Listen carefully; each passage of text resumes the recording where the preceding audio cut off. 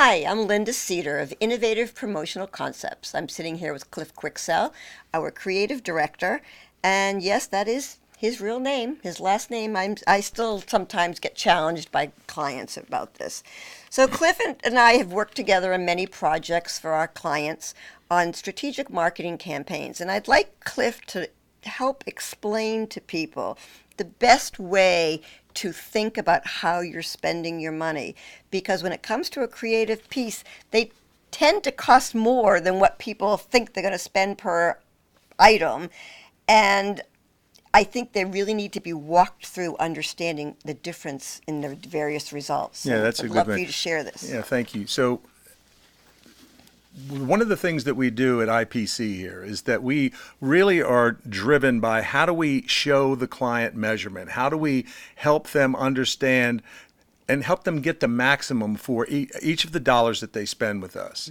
So here's a good example. Oftentimes, Linda will go in to talk to a customer, and the customer will say, I'm going to a trade show, and I have $5,000 to spend, and there's going to be 10,000 people at the show. So we either have to, they want us to come up with 5,000 $1 items or 10,000 50-cent items, which is ridiculous because, first of all, not everyone's going to come by your booth. And the reality is, depending on what you're selling, is that 50-cent piece necessarily going to absolutely help drive the correct traffic that you want coming to the show? A really good example of how ROI and ROO work is we had a client years ago, and it was a tennis club. And they came to me and they said they want to create a marketing piece, but it was basically just a brochure. And they had a $5,000 spend. This is an actual $5,000 spend. And typically what they would do is they would buy 5,000 postcards and they'd mail them out to a 50-mile geographical surrounding of the club. Okay. And the hope was to get new members. Now, when I asked them, what kind of results do you normally get? They said we would get a 2% response rate, which is typical, right? Right. So they would do 2% response rate, 100 prospects, and of the 100 prospects, they would actually close 2 people, which is, it cost you $2,500 at that point in order to get that new person. Now, they come back to me and said, yeah, well, that's true. However, the average person has to spend $3,000 to join, and we keep them on average of about 6 years. The average person spends about $3,000 a year, which means that for every new member that we get, our projected run rate or our projected revenue stream would be about $21,000. So in this particular case, they appeared to be satisfied with a $42,000 return on a $5,000 spend. Right.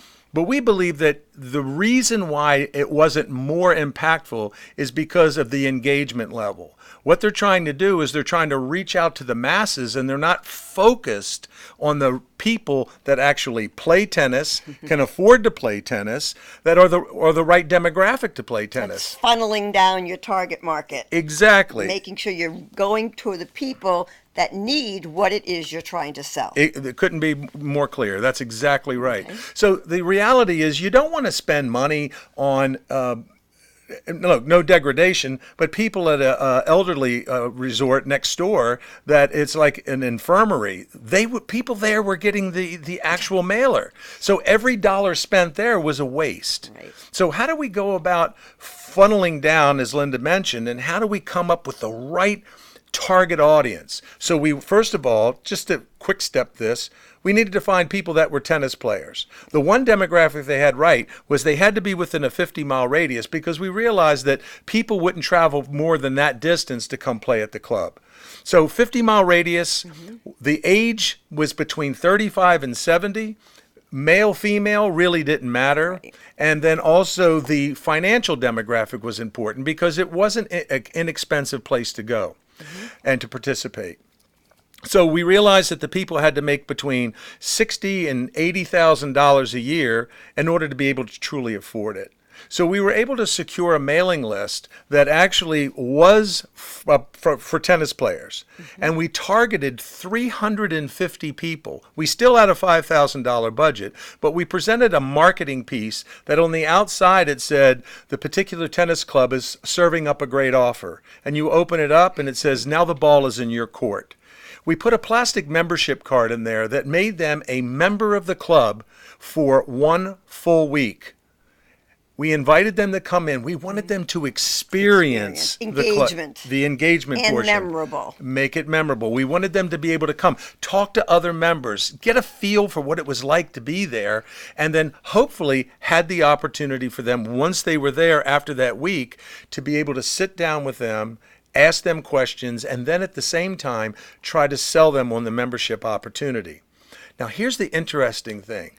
Of the 300, I think it was 304 that we targeted, they generated 25% of those people became members. 25%. Wow. And what kind of return was that? Okay, so if you think about it, the things that didn't change, they still had to pay $3,000 to join.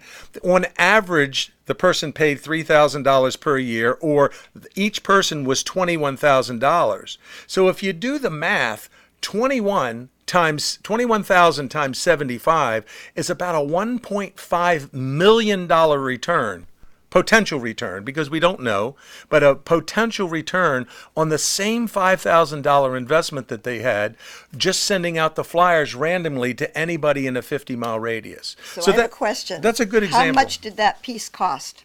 So that piece wound up costing around $26 a piece. Okay, so if somebody... No, I'm sorry. It was more like $14 a piece. $14? Yep. Okay. So if somebody goes into a client and presents the cost of an item like that without showing them this breakdown as you've just presented, they're going to look at you like you're crazy. I'm going to spend $14 a piece when I can get a postcard for $1? Yeah, that's true. But here's the real cool part about that math. Remember what we said on the onset about it was $2,500 to get the new member.